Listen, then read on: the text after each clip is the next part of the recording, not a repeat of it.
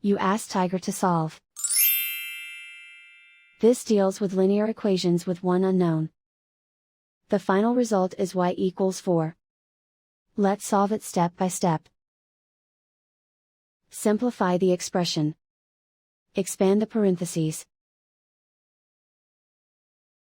Simplify the arithmetic. Group all constants on the right side of the equation. Add 10 to both sides. Simplify the arithmetic.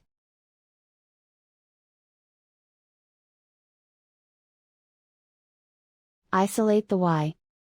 Divide both sides by 5. Simplify the fraction. Find the greatest common factor of the numerator and denominator. Factor out and cancel the greatest common factor. And so the final result is y equals 4.